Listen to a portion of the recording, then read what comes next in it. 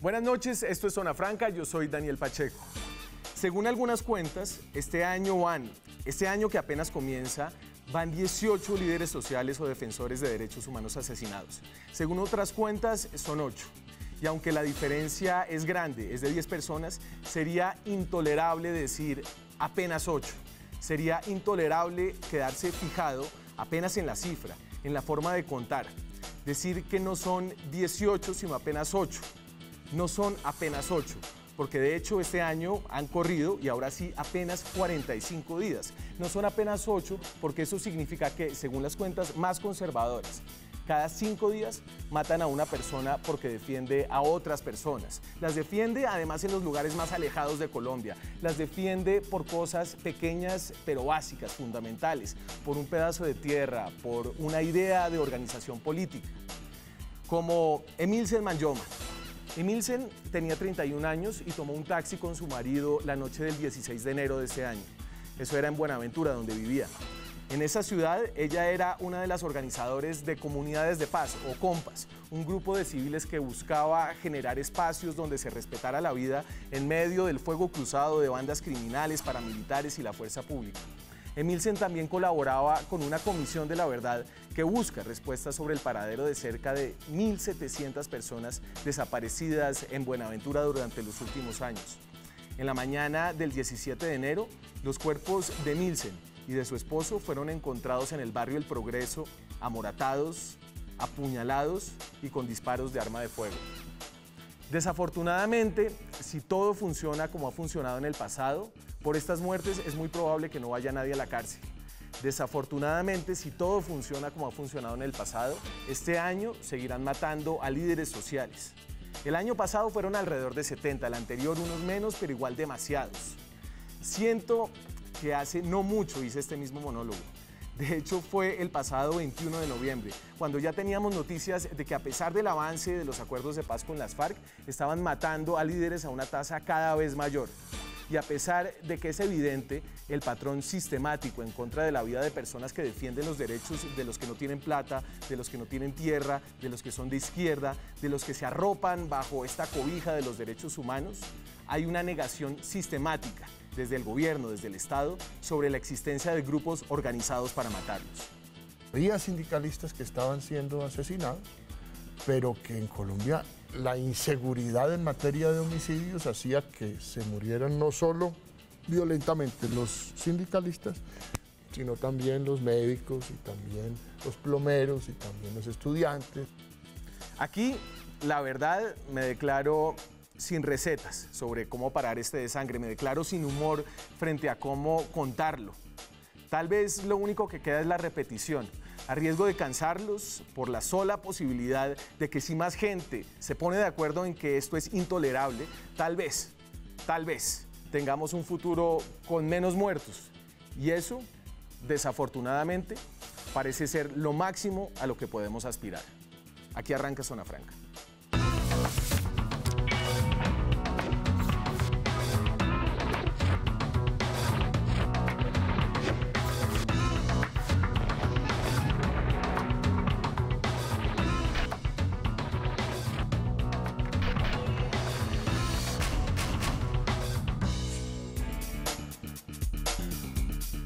Y antes de arrancar con este tema difícil, doloroso, que es el del asesinato de los líderes sociales en Colombia, tenemos obviamente, como saben, una noticia de último momento. Hace un par de horas el ex senador Otto Bula se echó para atrás de su declaración de que ese dinero supuestamente iba para la campaña del presidente Santos. Lo tocaremos más adelante. Quería arrancar presentándoles nuestro panel. Está compuesto por dos personas que conocen muy bien el campo colombiano, el país que queda por fuera de Bogotá. El senador es médico, es exalcalde de Cali, Jorge Iván Ospina. ¿Qué tal, Jorge Iván? Un saludo muy especial para usted, para toda la comunidad que nos escucha, para el doctor Laforí. Muchas gracias por la invitación. Y lo presentó ya José Félix Laforí, ingeniero civil, Javeriano Samario, presidente de la Federación de Ganaderos de Colombia, FEDEGAN. Antes superintendente de Notariado y Registro con Álvaro Uribe, antes con Pastrana, viceministro de Agricultura. No, vicecontralor. Vicecontralor. Ha paseado. He paseado, sí. Este tema un poco es difícil de entender, volvemos sobre él. Alan Jara dijo hace poco que 17 personas habían sido asesinadas, 17 líderes sociales desde que se había refrendado el acuerdo de paz. Según Verdad Abierta han sido 8 personas este año, esa es una de las cifras más conservadoras. Queríamos arrancar el programa poniéndoles cara a esas personas antes de hablar del fenómeno y estos son.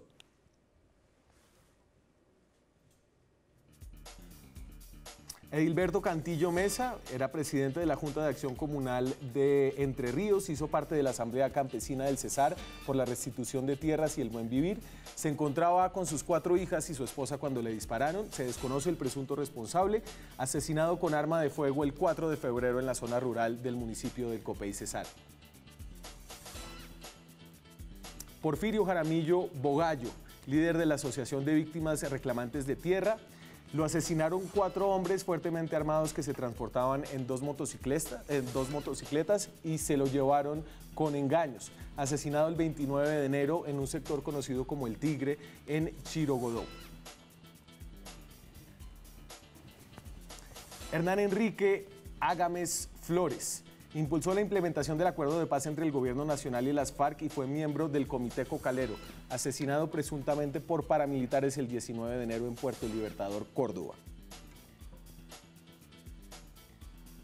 Emilsen Manyoma, de la mujer de la que hablaba al principio en mi introducción, lideresa del Bajo Calima, era de Buenaventura. El asesino se llama Marco Antonio Manyoma Ocampo, hermano de la víctima, y quien, según la guerrilla, desertó del Frente 30 a finales de diciembre, asesinada el 14 de enero junto con su esposo en el barrio Villalinda, Buenaventura.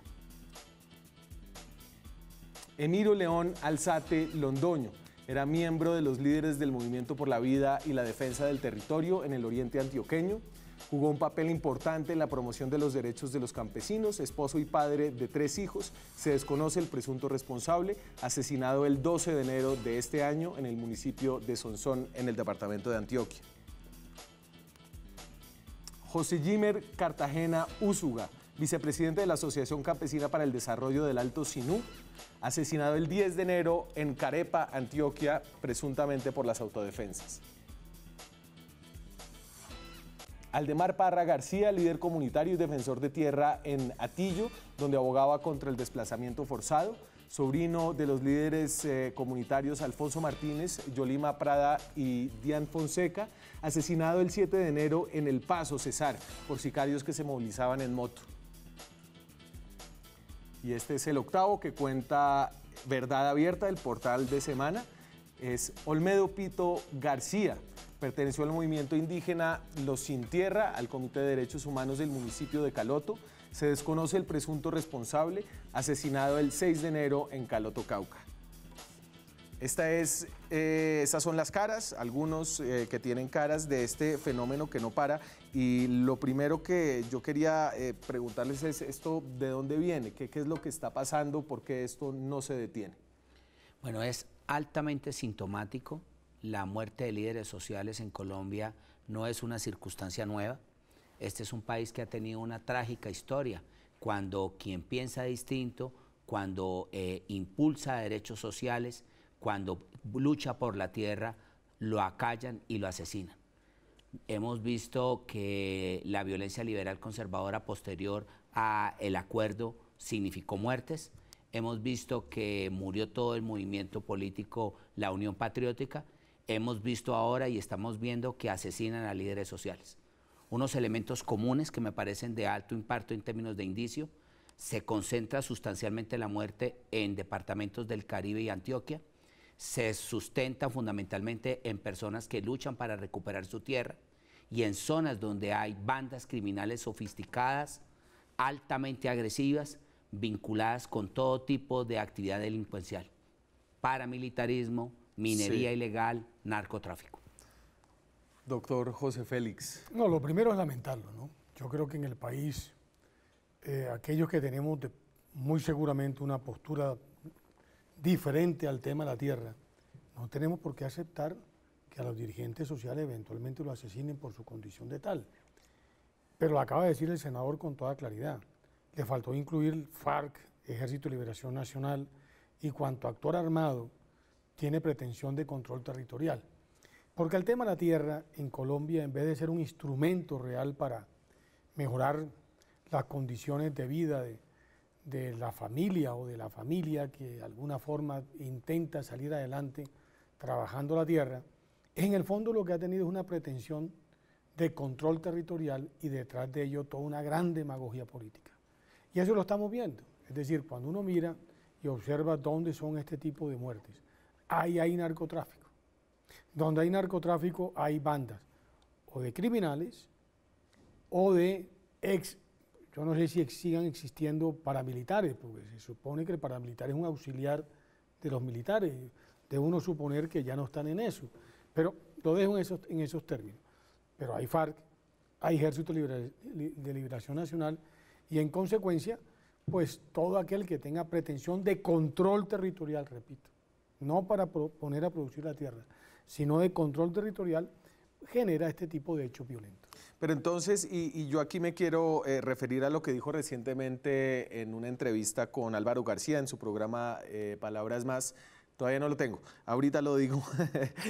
Pero es que parte de lo que decía es que no existía el paramilitarismo en Colombia, ¿no? Y entonces aquí a veces, Jorge Iván, nos quedamos peleando sobre una definición que es muy restrictiva, que como decía José Félix, no, es que el paramilitarismo ya se acabó, si no están siendo ayudados por los militares, no existe el paramilitarismo. ¿Usted qué siente que se puede decir ahí? Yo quiero marcar una distancia con el doctor Daforí porque no creo que la guerrilla de las FARC como política, en el marco del proceso en el que anda, esté hoy adelantando actividades delincuenciales de este tipo. Cuando se asesina al líder comunitario se quiere acabar con el capital social que allí se tiene, esa capacidad que tiene el líder de asociar a la comunidad, de ser solidario, de encontrar respuestas a las dificultades de una sociedad. Cuando usted aniquila a los líderes sociales, usted está amputando las posibilidades de progreso. Y claramente, una actividad sofisticada de aniquilar los líderes sociales lo hacen con la intención de expandir su control, de tomar mayor tierra y de alguna forma controlar todos los negocios. Pero y yo sí aquí quiero como tratar de concretarlo. ¿Usted cree que hay una estatalidad, que hay un establecimiento que está detrás de estos grupos, bien sea no oficialmente en el ejército? No creo que sea el Estado. Yo creo que las carencias del Estado, la omisión del Estado en términos interinstitucionales en estas zonas hace que los espacios los copen los bandidos y que los bandidos comiencen a regular todas las actividades cotidianas de los vecinos. La actividad del transportador y le cobran una boleta, la actividad del que vende productos en la galería, la actividad del granjero y toda esta circunstancia ilegal siempre conlleva a aniquilar a quien lidera proceso y puede encontrar respuestas a esta actividad criminal. Sí, usted... Pero es curioso, por ejemplo, yo he recorrido el país con este tema de la ley de restitución y lo que he encontrado es otros campesinos en condiciones de vulnerabilidad iguales o superiores de quienes están reclamando las tierras a lo que el Estado se la está quitando con una ley que claramente lo que está es generando despojos de personas que debían de ser protegidas. Mire, yo tengo casos, por ejemplo, que los he vivido. Una señora que prácticamente la despoja el Estado por vía de la ley 1448, con 2 hijos, una niña inválida y un niño de 4 años. Entonces mi pregunta es, ¿dónde está incluso el sentido de justicia? Creo que todo eso, en el fondo, lo que tenía es un acento político para ver cómo volvía a reinsertar unas personas que durante los años 80 y 90 también terminaron invadiendo fincas y generando procesos violentos en diferentes zonas del país. Ese es un tema en el que no nos vamos a poner nunca de acuerdo, porque la ley se hizo fue para quitarle la tierra al violento. Y usted está hablando de la ley de restitución de tierras, claro, que es pieza clave del gobierno Santos. Mire, y pieza clave de la negociación con las FARC. Mi mujer, que es compañera del senador en la Cámara de Representantes, estuvo este fin de semana en todo lo que es Urabá y una parte importante de Córdoba, visitando a aquellos campesinos despojados de las tierras. Los dramas, las historias que hay detrás de esto son impresionantes. En consecuencia, si el Estado aplicando una ley termina afectando a campesinos que están en condiciones de vulnerabilidad, repito, iguales o superiores, yo creo que la ley habrá que revisarla. Aquí hay una visión, digamos que es una visión que se ha planteado antes y que es de algunas formas extrema, que dice que esta ley es una ley de usurpación de tierras, y de un poco de lo que usted dice, José Félix, se desprende que es que estos son campesinos matándose entre sí mismos alrededor de Colombia y que nada tiene que ver con estructuras de poder. Mira, yo pensaría que, mirando la cosa con lógica, si existió una tierra que la tenían unos campesinos y que una fuerza externa los expulsó, pues lo más lógico es que esos campesinos puedan recuperar la tenencia de su tierra. Si ya ahora que llegan a su espacio se encuentran que también otros campesinos pobres ocupan el territorio que alguna vez fue su espacio, pues debe ser el Estado el que intente resolver ese asunto, nunca pensando que el hecho de que alguien pobre haya ocupado la tierra es el que va a tener ahora el derecho. Porque si no, eso que dice el doctor Laforí nos llevaría a una guerra civil, y nos llevaría a una guerra civil entre campesinos limitados y pobres que luchan por ese espacio. Yo quiero decir aquí solamente un dato, doctor Laforí, ya le doy la palabra a mí. Un dato importante. No es bueno hacer eso porque eso incendia el escenario. Y muchas de estas muertes también pueden ocurrir debido a incendiar el escenario. Es que cuando usted incendia con la palabra y polariza desde la élite, usted puede llevar a que otras personas cometan el acto delictivo y asesinen. Por eso la construcción de un país en consenso, de respeto, se hace también desde la palabra y desde los espacios donde ese incendio se genera. Yo diría, cuando se hacen señalamientos de alguna manera agresivos que tensionan las circunstancias desde Bogotá o en los escenarios que hay en Bogotá, esto se traslada al territorio y le pegan al más frágil. Como los que estaba haciendo el doctor Laforí. Por ejemplo, mire, yo creo que el senador y yo nos ponemos de acuerdo en una cosa elemental. Si un violento le quita la tierra a cualquier actor rural, pequeño, mediano, grande, el Estado, no solo en virtud de la ley, sino de una condición ética, moral que tiene que tener un Estado, tiene que quitarle la tierra al violento y devolvérsela a su legítimo dueño. En eso no tenemos discusión. Pero, por ejemplo, el senador, conozco muchos casos, no uno, cientos de casos, y se los puedo mandar a su oficina documentados, donde un pequeño campesino le compra a otro pequeño campesino que había sido adjudicatario del INCORA antes de los años 90. Y muchos años después, en virtud de la ley, ese campesino que vendió le intenta quitar por virtud de la ley a ese otro campesino, habiendo mediado la intervención del INCORA. Porque quienes conocemos la legislación agraria sabemos que para que usted pueda adquirir una tierra que ha sido adjudicada, tiene que pedir autorización al INCORA, posteriormente al INCODER. Y con autorizaciones expresas, aún más, pagándole ese pequeño campesino el saldo que aún no había sido atendido por el adjudicatario, pagándole el nuevo propietario al INCORA y el saldo al adjudicatario inicial, se la están quitando. Entonces mi pregunta es, ¿dónde está la confianza legítima? ¿Dónde está la responsabilidad de un Estado que, como usted bien lo dice, en vez de arreglar estos problemas, lo que está es generando nuevos problemas en el sector rural? Pero bueno, y espérese porque usted me está llevando al tema de tierras, y ese es un tema que, aunque está vinculado con este tema del asesinato de campesinos, no es la única causa. Veíamos que hay Emilce Mayoma, una mujer de Buenaventura, que estaba más vinculada al tema de derechos humanos, de recuperación de la verdad y la justicia. El ministro de Defensa, y ahora sí lo tengo, dice que ahí no hay patrones, que estos son básicamente hechos aislados. Lo que no puedo yo hoy decir es que los asesinatos de líderes sociales o de defensores de derechos humanos sean asesinatos sistemáticos, es decir, que tienen un designio, que hay una organización detrás que los está haciendo, que van detrás de la Unión Patriótica otra vez, o de la Marcha Patriótica, o de los miembros en desmovilización de las FARC. Eso no lo puedo yo decir porque no tengo la evidencia. Bueno, en procesos de investigación de salud uno siempre tiene que tener un criterio de unidad. Cuando ocurren 8 homicidios, como lo señalan algunas fuentes, o 17, como lo señalan otras fuentes, ahí ya hay un criterio de unidad. Cuando se observa que quienes han muerto tienen elementos que los vinculan, o son líderes de luchadores de tierras, o de defensores de derechos humanos, o presidentes de juntas comunales, o presidentes de juntas campesinas, hay otra evidencia sustancial que tiene que ser tenida en cuenta. Pero además el modus operandi. Cuando estas personas son muertas con arma de fuego, por fuera de riñas, lo que le llamaban en la violencia liberal conservadora paviados, hay otro elemento. Por tanto, se equivoca el ministro, y quiero decírselo, ministro, se equivoca minimizando el hecho. Aquí hay una circunstancia que todo el mundo la tiene que observar. Hay muertos, hay ya huérfanos, hay ya viudas, producto de que campesinos, líderes comunitarios en zonas muy alejadas han muerto.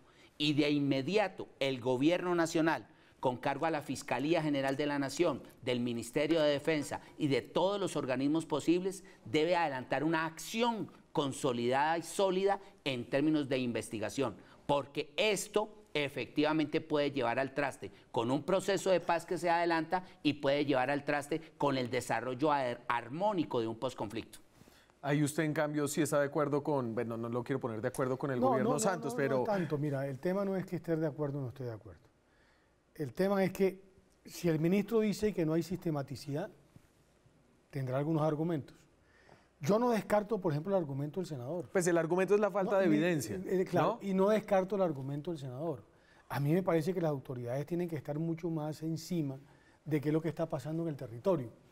En cambio, yo sí creo que las muertes, por ejemplo, de la dirigente de Derechos Humanos de Buenaventura, como eventualmente de uno que está en un corredor estratégico y hay un problema de tierras, todos pueden tener un elemento común, narcotráfico. Esos son los temas que hay que empezar a mirar otra vez en un país que desbordó los linderos en que estaba antes sometido, una actividad que tanto luto y tanta tragedia le ha traído a Colombia. Mire, cuando se dice que aquí hay 200.000 hectáreas de coca, estamos hablando de palabras mayores. El senador fue alcalde de Cali, le tocó una época, yo creo que ya bastante más tranquila, pero yo que estoy casado con caleña, había que ver lo que era la Cali de los años 90, ¿no? Era bastante complicado incluso salir a cualquier lugar.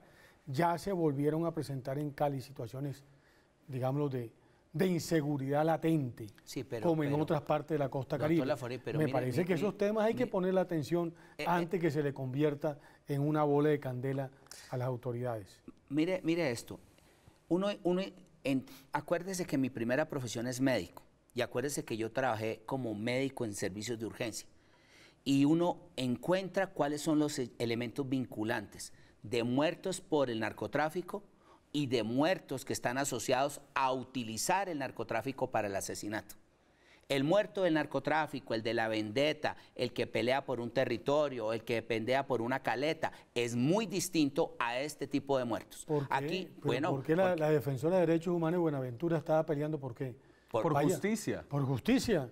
¿Y qué es lo que no hay? Justicia. Claro, pero lo que está diciendo... ¿Y por qué no hay justicia? Porque Jorge, obviamente estas bandas criminales controlan a las autoridades. Claro, no, pero es muy distinto, José Félix, que a usted lo maten porque se perdió una coca. No, eso son dos cosas diferentes. A que usted lo mate porque estaba buscando justicia. También, porque vaya usted a saber si esta señora, con toda razón, estaba defendiendo la situación de terceros que cayeron víctimas de cualquier acto de violencia. Ojo, y terminaron estos actores... Hombre, ahí es sembrar el manto de duda, y yo entiendo que... No es sembrar el manto de duda, es que lo que pasa... Es exactamente sembrar el manto de duda. No, al revés, es defender usted a la defensora de derechos humanos, que lo que estaba haciendo es un acto cívico válido de defender a quienes no tienen cómo la defienda, y por esa razón cae las balas de quién son, del Estado, de las fuerzas del orden, o son de grupos criminales que actúan en el entorno de Buenaventura. Lo que yo quería decir era lo siguiente. El narcotráfico va acumulando poder, va acumulando dinero, armas y capacidad destructiva. Los muertos que ocurren por problemas entre las bandas son diferentes a cuando se utiliza a estas bandas del narcotráfico para asesinar a los liderazgos locales.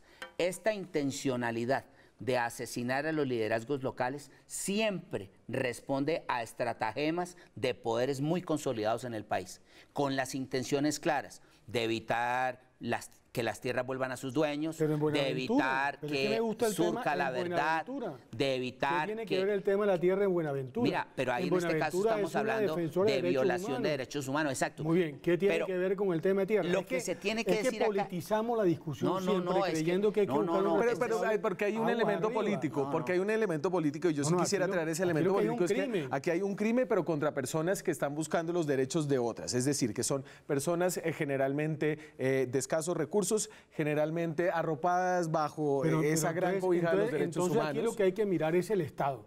¿El Estado es responsable del asesinato de esta señora? Es decir, porque por acción, no por omisión. Por omisión, por supuesto, pero por acción yo no creo. Es decir, yo no veo a la fuerza pública de Buenaventura asesinando a una defensora de derechos humanos. O aspiro a que no sea así, porque si claro, todos aspiramos, pero si es así, sería de una gravedad pero inusitada. Por eso es que tenemos la eterna pregunta, y yo se la voy a poner un segundo ahí a los bogotanos en la calle, muy alejados de este conflicto. ¿Qué dicen acerca de si hay o no hay paramilitarismo? ¿Es un fenómeno pasado en la historia de Colombia o sigue ahí latente? Esto es lo que dice la calle.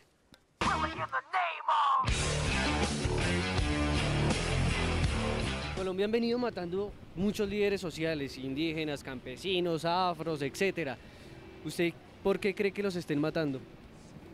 Primero porque ese país está totalmente descuartizado, hay mucho desorden. Pues a callar la voz de la gente, del pueblo, a sembrar el terror. No, y hay cosas muy escondidas con el gobierno, porque quieren apropiarse de sus tierras, por ejemplo, ¿sí? Les meten miedo. A muchas personas no les conviene que el pueblo se esté rebelando y se esté enterando de cosas.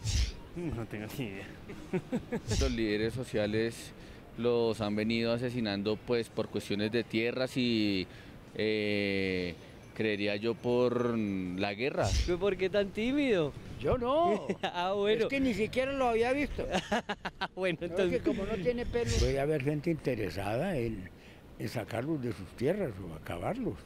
Cosas de la política que el que no va, el que ven que no sirve, que no funciona para los ricos, los van matando. Por la falta de equidad social, definitivamente yo pienso que mientras no haya un proceso de paz adecuado, con una equidad total y una educación, eso va a pasar siempre. ¿Quién cree que los esté matando? La gente mala, la gente que no tiene sentimientos. Son grupos oportunistas a la hora de la verdad, de una u otra forma patrocinados por la indiferencia del Estado. Poder, el dinero, los grandes gobiernos. Los corruptos, ellos matan. Es la misma política que los está acabando para quedarse con las tierras. A la gente que no le conviene. ¿Y a quiénes no les conviene? Al dueño de los huevitos. No sé, las élites o simplemente personas que no quieren dejar su poder. Si supiera, era lo primero que había hecho y ya denunciarlo. Puede ser rencillas entre ellos mismos, ¿sí? Puede ser líderes políticos. Es muy difícil lanzar una acusación en este país y menos sin pruebas. Pregúntenle a Álvaro Uribe. El mismo gobierno, man. ¿Quién más? ¿Usted cree que los paramilitares todavía existen en este país? Creo que sí existen todavía en este país. Totalmente. No, señor, no. Aquí lo que existe es el poder, el dinero, las grandes masas que nos manejan. Claro. Y van a existir más ahora con lo de la guerrilla. Pues yo creo que eso nunca se acabará, ni los paramilitares, ni la delincuencia nunca calmarán, porque hasta que no se arrepientan de corazón. Aparentemente eso se acabó, pero quién sabe por debajo de cuenta como en este país hay tanta criminalidad. Existen paramilitares, existe guerrilla, existe delincuencia común. Ese es un fenómeno que no va a terminar por un proceso de paz. No, se supone que el anterior gobierno terminó con los paramilitares. Entonces ya no hay. Ya no hay paramilitares. Naturalmente, porque estados por Álvaro Uribe. Esos no los desbarataron, ellos existen. Ya sé que a usted no le gustó, que tiene un argumento muy fuerte que es semántico, pero le propongo que nos los dé después de la pausa. No, volvemos después de comerciales.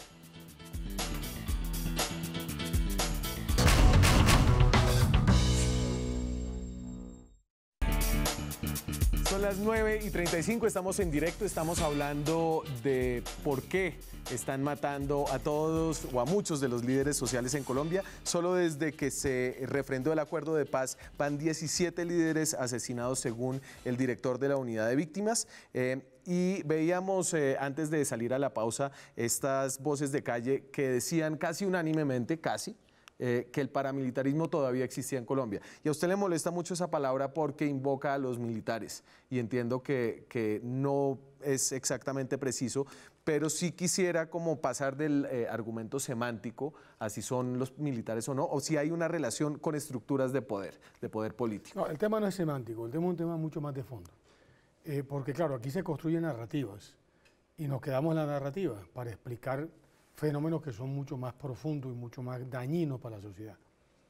Por supuesto que aquí en Colombia, a partir del gobierno del presidente Gaviria, además declarado constitucional, se generó una relación entre la fuerza pública autorizada por el gobierno en un decreto del presidente Gaviria y después refrendado con el presidente Samper, precisamente para organizar a sectores rurales. Las convivir. Que fueron a convivir como una respuesta a los fenómenos de violencia generalizados en el sector rural. Eso no solamente terminó proscrito, sino con un proceso absolutamente violento y finalmente judicialmente reprimido, como correspondía. Y yo debo de entender, y me gustaría que así fuere, que la fuerza pública hoy no tiene ninguna relación con ningún grupo criminal que empuña armas para defender intereses. Porque para eso, en una república, en una democracia como la nuestra, los ciudadanos le entregamos el monopolio de las armas a la fuerza pública para que ellos velen por nuestra seguridad. Y tratar de decir que son grupos paramilitares es darles un estatus que me parece que no le conviene al país, porque hay que tratarlos como criminales.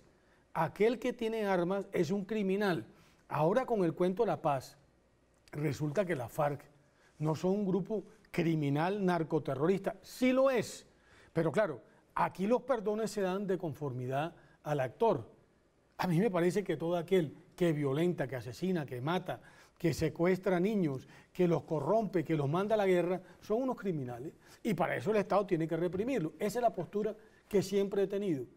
Y me parece error, incluso de la izquierda, que siga habilitándolos con el término de paramilitarismo. No, criminales. Si usted está en un grupo armado, que está en el narcotráfico, o que está ejerciendo la delincuencia común en el Cesar o allá en Buenaventura, pues es un criminal y el Estado está en la obligación de reprimirlo. Y antes de cambiar de tercios, yo sí quisiera como saber si usted está en esa misma, porque ese es un mundo donde las distinciones son claras y entiendo que ese mundo que usted describe, José Félix, es entendido así entre los que están en la ley y los que no están en la ley, pero hay muchos grises y muchas veces las redes del poder, así sean locales, utilizan o a la fuerza pública o sus mismos grupos armados para imponer sus proyectos políticos a la fuerza, y esos proyectos políticos muchas veces chocan contra los de líderes sociales, reclamantes de tierra, defensores de derechos humanos. Bueno, yo voy a comprar la primera parte de su elemento discursivo, que no les digamos paramilitares para tratar de salvaguardar el nombre de algunos miembros de las Fuerzas Armadas que son responsables, éticos, que creen en el Estado social de derecho y que creen en la institucionalidad. Y de alguna manera me parece a mí que es perverso asociarlo con aquellas Fuerzas Armadas que funcionan de acuerdo a lo que quiere la sociedad colombiana. No compro la segunda parte de su discurso, cuando lo plantea como lejano, como casi imposible, cuando la evidencia nos está diciendo que están matando a las personas, a los líderes, a quien tiene la capacidad de organizar, a quien tiene la capacidad de deliberar y a quien tiene la capacidad de defender a una comunidad. Esa actividad criminal no es una actividad criminal de delincuencia común únicamente, es mucho más sofisticada. Hay toda una intencionalidad de generar un campo minado para el posconflicto y hacer agrio y difícil el proceso de reinserción y reintegración de los guerrilleros de las FARC. Es un buen si debate llevamos suyo, 17 muertos, escúchame, espérate, que yo te escuché atentamente. Perfecto. Si llevamos 17 muertos y aún las FARC no han estado en sus territorios ya como ciudadanos que dejaron las armas, esto tiene que ser un semáforo en rojo, de alta alerta, porque cuando pase el momento de la concentración y lleguen a sus casas y quieran recuperar sus espacios de vida, los muertos se pueden multiplicar y tendríamos entonces a punta de mira una posibilidad de una confrontación mayor, y es allí donde yo estratégicamente veo una debilidad. Lo segundo, las FARC efectivamente cometieron muchos delitos, todos los que usted dice y quizás más, pero en el marco de la construcción de un acuerdo nacional, todos tenemos que darnos la oportunidad de entendernos que muchos de esos delitos no fueron únicamente de las FARC, fueron también de elementos del aparato estatal, también de verdaderos paramilitares leídos como usted, y llegó el momento de construir consensos. No digamos perdonar sin olvido, no. Perdonar para jamás olvidar y construir una verdad colectivamente con las evidencias para que esto no vuelva a ocurrir. No nos podemos quedar allá. Tenemos que tratar de mirar hacia adelante y superar la crisis. Y tampoco nos vamos a quedar acá, aunque sí vamos a hablar ahora de una persona que tiene presuntos líos de usurpación de tierra y que también tiene presuntamente nexos con narcotraficantes, y estamos hablando de Otto Nicolás Bula Bula, el personaje ex senador, aliado político de Mario Uribe, y la persona que se presentó, que fue capturada por la Fiscalía, y ahí dijo que él había entregado $1 millón a la campaña del presidente Juan Manuel Santos. Lo que dice hoy en una carta que le manda al Consejo Nacional Electoral, el órgano que lo debe investigar, es lo siguiente. Esto es de su puño y letra. Hay una curiosidad, escribe Otto sin doble T, pero ese no es el pedazo importante. El pedazo importante es el que les voy a leer a continuación. Es mi intención informarle, le está hablando al Consejo Nacional Electoral, que cuando usted disponga, rendiré declaración bajo la gravedad del juramento, tal y como lo hice ante la Fiscalía General de la Nación. Manifestaré, entre otras cosas, que no es cierto ni me consta, ni he dicho que el dinero que le entregué al señor Andrés Giraldo fuera un aporte a la campaña de Santos presidente o al señor Juan Manuel Santos. Esto lo que es básicamente una patraciada, ¿no? Está diciendo que sí entregó un dinero a la misma persona que antes había dicho que le había entregado el dinero, pero que es que ese dinero ya no iba para la campaña de Santos presidente, como lo informó el fiscal. Y solamente como para acordarnos de lo escandaloso que fue la declaración de Otto Bula y que llevó al fiscal general a decir que posiblemente el presidente de la República había recibido dinero de Odebrecht, lo voy a volver a poner. Esto fue hace apenas algunos días. Existe el testimonio del señor Bula en el que dice que tomó $1 millón, de los cuales descontó un 10% que tenían como destino el doctor Roberto Prieto. Bueno. Yo lo tengo claro. A mí no me cabe la menor duda y me parece que este es un sainete en el que yo aspiro que el señor fiscal general de la Nación salga bien librado. Yo tengo por él una inmensa respeto y admiración. Y yo no creo que una persona de la trayectoria, tanto en lo político como en lo jurídico, como Néstor Humberto Martínez, haya dado las declaraciones que dio en ese momento, diciendo lo que dijo. Es que no era poca cosa, ¿no? Y no, creo claro, que a mí me parece que usted... Es que voy a eso. Voy a eso porque yo quisiera separar dos cosas. Los hechos, las certezas que hay sobre los hechos. Sí. Y al mismo tiempo lo que el país debería de hacer en una coyuntura como este. Porque como se equivoque otra vez, como se equivocó con el proceso 8000, no vamos a enderezar esta democracia. Aquí creemos que los problemas son entre la izquierda y la derecha. No. Aquí hay un problema profundo de corrupción del sistema político, que impide que el sistema político se pueda desarrollar de una manera más, la palabra transparente no sirve, más legítima, qué es lo que realmente nos está pasando. Mire usted esta... Pero espérese, porque deshuesemos un poco lo que está pasando. Voy a deshuesarlo. ¿No? Porque es que el señor, el fiscal general dice, este señor vino y me dijo esto, y ahora él dice, esto yo nunca, tal y como lo hice ante la Fiscalía General de la Nación, manifestaré, entre otras cosas, que no es cierto ni me consta, ni he dicho que el dinero que le entregué al señor Andrés Giraldo fuera un aporte de la campaña Santos Presidente. Pero me permite, yo te hago una cosa y la comparto con el senador. Primero, aquí estamos en un entramado criminal. Nunca antes, ni con la Siemens en los años 90, una empresa en los Estados Unidos había, digámoslo, confesado que repartió 788 millones de dólares en 11 países. ¿Qué lo dijo? O sea, está hecho claro. Y de esos 11 millones en Colombia.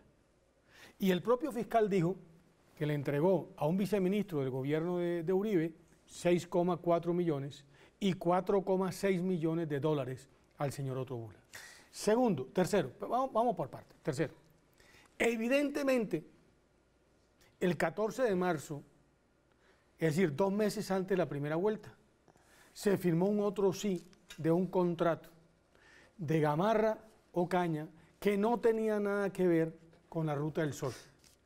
Es decir, el señor Ottobula no solamente logró hacer lo que le había prometido a los señores de Odebrecht, en cuanto al otro sí, de 1.200.000 millones de pesos, sino también los peajes, las tarifas y una serie de condiciones favorables para la empresa brasileña. Pero lo voy a parar ahí porque si no usted me va a destapar todo el entramado de Odebrecht antes de que el senador Ospina pueda alcanzar a decir, ¿usted qué hace un poco de esta sorpresiva retracción de Ottobula? Pero mire, yo tengo que empezar diciendo que en este país se había acostumbrado a ver la corrupción como un hecho aislado en La Guajira, o en Córdoba, o en el Chocó, y aquí nos estamos encontrando que la corrupción está en la propia raíz del Estado centralista. Y mientras que aquella corrupción pueblerina era una corrupción por monedas, aquí nos encontramos que esta corrupción centralista es por un verdadero tesoro. Lo segundo que quiero decir es que este es un asunto... O sea, ¿puedo leer de eso que usted no le cree a Bula que la plata no iba para la campaña de Santos? No, todavía no quiero acercarme a esa decisión. Pero quiero decir que aquí vamos a conocer la verdad. Y vamos a conocer la verdad en este episodio porque este es un episodio que está por encima de la justicia colombiana y tiene una justicia global detrás de ella, tipo caso de la FIFA, donde está el FBI, los organismos de inteligencia brasileños, peruanos, panameños, mexicanos, venezolanos, lo que ha significado información oportuna a la Fiscalía, información que la Fiscalía no se podía quedar con ella. Senador, pero lo tengo que concretar. ¿Usted a cuál Ottobula le cree? ¿Al que le habló con Néstor Humberto Martínez o al que le escribe hoy al Consejo Nacional Electoral? A ninguno de los dos. ¿A ninguno de los dos? Me tengo que ir a la pausa. ¿Usted, en cambio, le cree más al primero? No, yo le creo lo mismo que le cree el senador, que lo dijo con todas las letras. Yo le creo es a la cooperación judicial y a las pruebas que le están trayendo la justicia americana y la justicia brasilera. Es que hay un tema que porque nos queda todavía un poco de tiempo para hablar de esto, pero me tengo que ir para esta pausa. Seguimos hablando de la retracción de Ottobula cuando volvamos.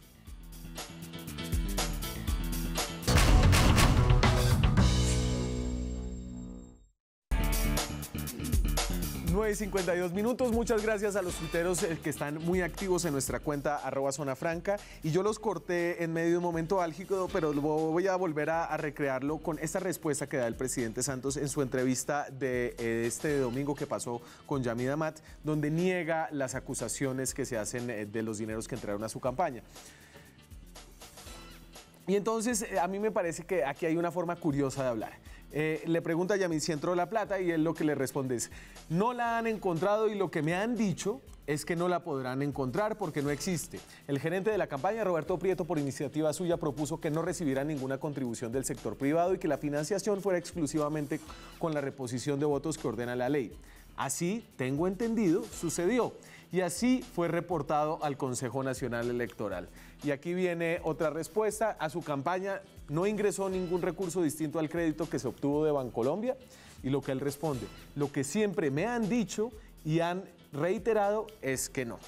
A mí me suena esta respuesta como la respuesta de una persona sumamente cautelosa.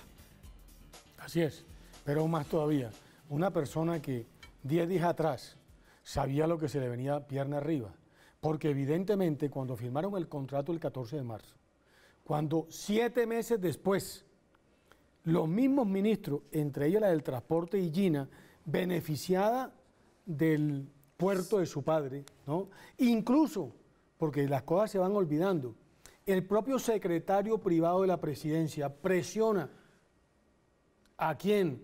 A la ANI, para tal propósito, y lo llama varias veces como quedó registrado. Todo eso se hace 2 meses antes de la campaña, ¿para qué? Simplemente para complacer a Otto Bula. Y cuando dice el juez americano, y cuando a través de cooperación técnica internacional, mire las palabras del fiscal en la primera rueda de prensa, que no solamente habla del $1 millón, sino que dice, hay cooperación de la procuradora panameña, que incluso alcanzó a levantar la reserva que tienen los panameños a propósito de las empresas offshore constituidas al por mayor, y ya sabían de quién eran las acciones que después le endosan en Panamá. Por consiguiente, están pillados. Todo esto, a la final, claro, como pero dijo el senador, problema, José se Félix, va a resolver no por cuenta de lo que va a pasar acá, sino por cuenta de las autoridades judiciales, a menos que se tomen las a pruebas. ver, aquí el problema no es el hecho, es decir, el hecho está confesado por Otto Bula, lo que está en entredicho es el propósito. Y lo que a mí me suena es que el señor Otto Bula está diciendo que básicamente el fiscal general mintió cuando dijo que él había dicho que esa plata iba para la campaña. ¿Qué le puede pasar al señor ahora? Pierde. Acá hay varias cosas. Uno es que tenemos un fiscal culipronto que ha caído en esa idea de que es muy importante el medio de comunicación para la fiscalía y no la profundización en términos de la investigación para poder brindar las evidencias suficientes. Cuando uno quiere hacer la fiscalía show, cae en tentaciones como esta. Una información me llega, una información muy caliente, la conoce el FBI, la conoce la autoridad brasileña, mejor salgo ya a los medios. Señor fiscal, hay que cogerla con calma, hay que tener evidencia robusta, porque usted es el fiscal general de la nación. Pero el tema es mucho más delicado, porque usted, señor fiscal, tiene a socios en el COMPES que autorizó mucha de la actividad que posteriormente fue adicionada. Está asociada su firma con la corporación, con la fiducia que adelantó la estructuración de grandes proyectos que posteriormente adelantó Odebrecht. Porque adicionalmente a ello, usted cursó como ministro, digamos superministro en la presidencia en el momento de muchos de estos episodios. Yo diría tranquilo, pero la verdad es lo único que nos va a posibilitar saltar adelante. No la verdad de Otto Bula con un papelito hecho, con letra despegada, con mala ortografía, con una firma que pareciera no coincidir con el estilo de letra firmado, sino la verdad documentada, la verdad que nos puede posibilitar superar la crisis. Teme una conspiración ahí. Lo primero es que me tomó usted por sorpresa, primero como una persona muy pausada y conciliadora, y después culiqué. No, es que a mí me angustia la fiscalía que le interesa solamente la noticia. Mire, te voy a contar. Claro, como usted lo investiga en la Corte Suprema. 90% de los homicidios en Colombia quedan en impunidad. Ese muchacho que muere en el barrio, lo han asesinado y no se supo jamás quién fue el determinador o quién fue el asesino. Senador, están congestionados los fiscales con 400 y 500 procesos cada uno y no han podido dar respuesta. Pero el país se quedó en esa noticia espectáculo, la que nos interesa, la que genera la bulla, la que a todo el mundo lo llama la atención. Pero y es que, senador, es que pone en duda la legitimidad del gobierno actual, ¿no? La noticia es obviamente una noticia extraordinaria, sobre todo además viniendo de quien fue su ministro de la presidencia. Es que ¿por qué no planteamos el tema de fondo acá? Yo quisiera hacer una anotación a propósito de Y sería más como una conclusión, José Félix. Como una conclusión, que es de la siguiente naturaleza. Mire, en Colombia la política se hacía sanamente antes de los años 80. Es una política sana. Sana. Nos matamos 300.000 entre el sana 48 y 55. Desde el punto de vista de meterle la mano al erario público. Los políticos, cuando yo era estudiante, uno no veía los escándalos que hay hoy en día. Posteriormente, empezaron a financiarse con los auxilios parlamentarios. Después pasaron a la plata del narcotráfico, proceso 8000. Y luego terminaron enredados, entre otros, lo dijo Mancuso, con plata del paramilitarismo para acceder al Congreso. Hoy en día la política es asquerosa. Elegirse uno de senador por 20.000 millones de pesos, uno no puede ir a hacer leyes gastándose una fortuna. Mi pregunta es, si en esta oportunidad la Fiscalía, es decir, los operadores judiciales, no toman en serio esta crisis profunda y terminamos comiéndonos las pruebas como se comieron las pruebas del 8000, esto no va a tener una solución adecuada. Y usted terminó con lo que usted dijo. Aquí dice en La Guajira, claro que hay corrupción en La Guajira, y la hay en el Valle del Cauca, y la hay en todos los departamentos, pero aquí todos lo centralizamos, porque los puros son los que manejan la política de Bogotá. Por favor, cuando quieran mostrar la cantidad... Y lo paro ahí porque se me acaba el tiempo. Que hay en Bogotá, la gente va a quedar... Muy cortico porque además les tengo una sorpresa de despedida. Es esto, señor fiscal general de la Nación, está en sus manos la oportunidad de que encontremos rumbo. El rumbo solamente nos lo da la verdad. El caso de Odebrecht es un caso efectivamente de alta trazabilidad, de altísimo impacto. No como uno dijo, que caiga el que tenga que caer. No, fiscal, Colombia necesita la verdad porque la verdad nos posibilitaría resolver muchos futuros hacia el mañana. Si no, estamos muy mal. Listo, señor. Perfecto. Muchas gracias. Antes de irme, porque hoy es el día de San Valentín en Estados Unidos, quería dejarlos con esta gran noticia, sobre todo a los solteros que están por allá afuera. Esto es Enredados y este es el mensaje de Pornhub, una de las plataformas de pornografía en internet más grandes del mundo. Hoy, por ser el día de San Valentín, tienen todos los servicios premium gratis. Hoy, por ser el día de San Valentín, hombres y mujeres. Mucha sonrisa. A gozar. Muchas gracias y feliz día de San Valentín. Que la pasen muy bien esta noche. Nos vemos mañana con más periodismo, más debate, más opinión. Chao.